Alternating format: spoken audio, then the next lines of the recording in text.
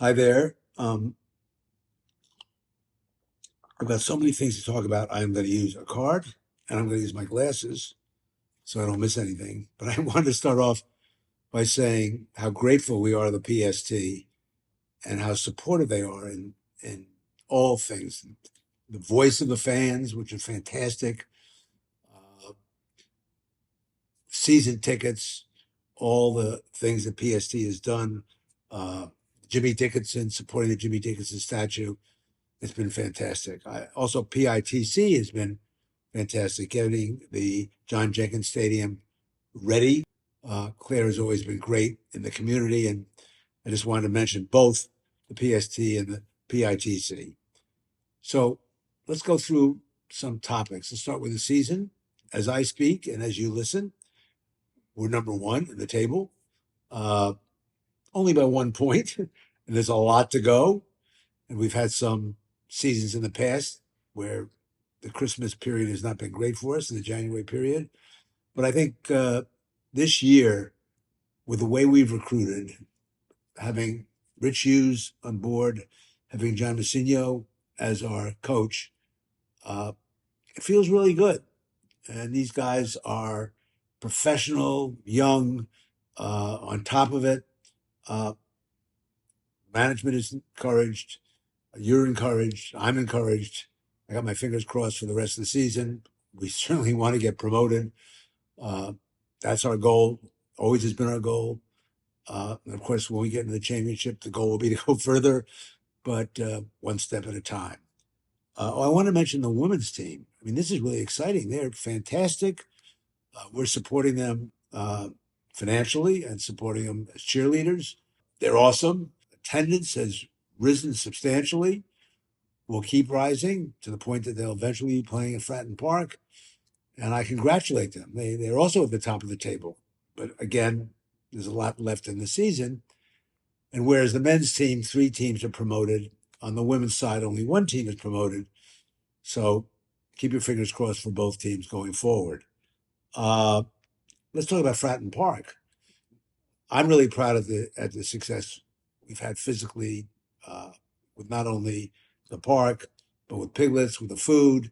I think by the end of the year, our home fans will be able to occupy the Milton end as it will be completed. The elevator will be up for fans that want it, that need to use it.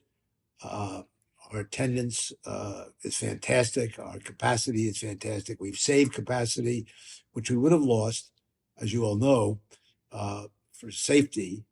You know, there was a lot to do in Fratton Park. When you're on the ocean, uh, you have metal and you have salt water, things decay faster than they would in London, say. So Fratton Park is great. We're going to do the gantry, so we have perfect television coverage for Sky when they take over next year. We're also going to do something that Andrew, as the CEO, has a lot of experience in, which is non game day support with weddings and the like. And we're completely renovating both the inside and the outside of the Victory Lounge. So there's a lot happening in Fratton Park. We've got the safe standing in done in the Fratton. And oh, by the way, in the North Stand, we're going to expand uh, areas that now are not available for halftime. So the lines, the queues for food, the toilets, and the rest will be relieved. There'll be much more space. A lot of these things are, not seen on a daily basis by the fans. The fans are much more, it's much more visible for the fans. Our recruiting, how we're doing on the pitch, our coaches, and so forth. But all the back of the house stuff is very important. Of course, talking about back of the house, we now own the training ground. We've redone, the swimming pool and all of that for the public.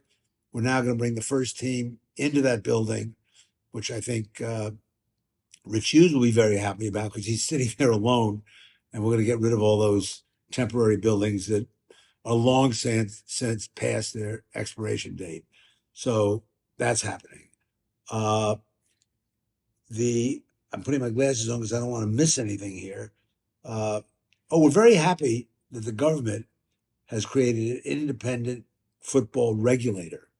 Now, that sounds weird and odd, but as you know, financial fair play is not working.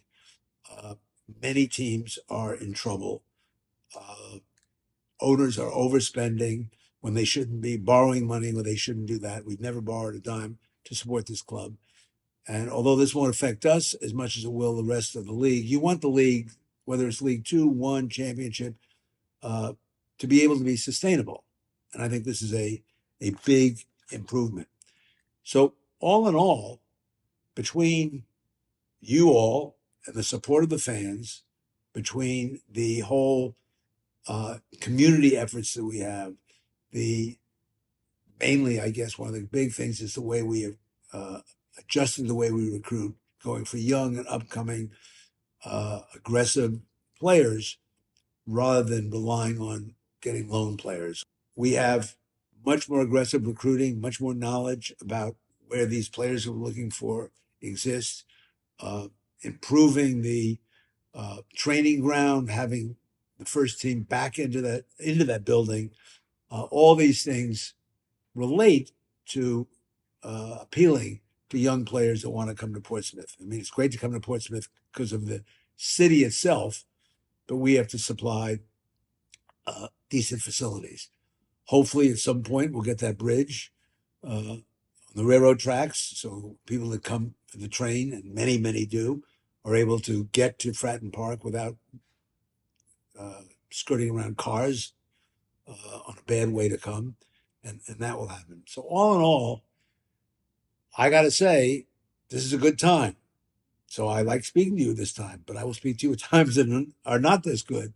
But right now, being number one on the men's side, being number one on the women's side, uh, the investment that we're making, everything feels great, but only as great as we get the support which we've had from PST. So enjoy your meeting. I look forward to seeing you when now that COVID is kind of over. I'm going to get there a lot. Eric Eisner has been there. He was there recently.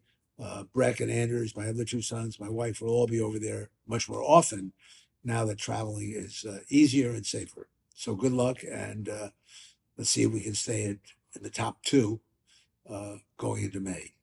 Thank you.